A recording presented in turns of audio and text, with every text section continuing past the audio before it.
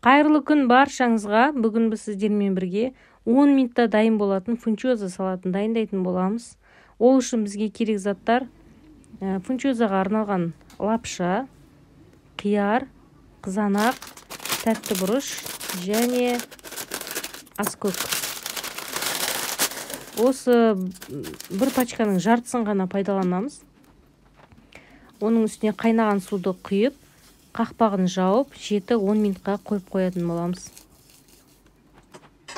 Сол уақыт арасында біз көкөністерімізді турап алсақ, сонда бізде 10 минутта салат дайын болады. Мінекей 10 минут өтті, лапшамыз жұмсарып қалыпты. Оны осындай сүзекіден сүзетін боламыз.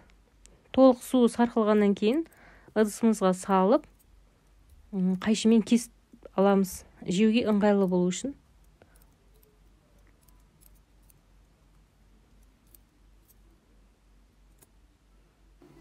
Көкөністерімізді ұзыншалап тураймыз, жіңішке етіп.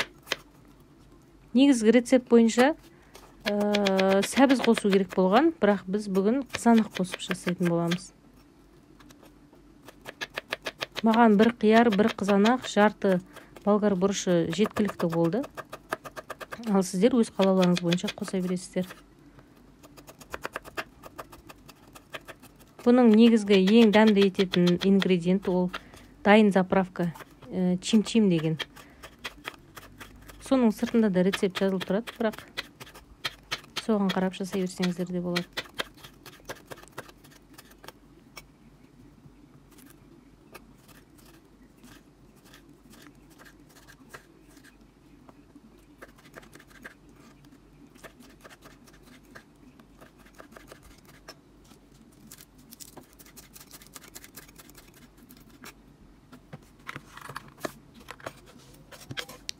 Дайын болған көкөністерімізді лапшаның бетіне салып, оған чим-чим заправкасын құямыз. Заправкаға уксус қосылған, байқап ашыңыздар. Сосын оны жақсылап тұрып араластырып қоямыз.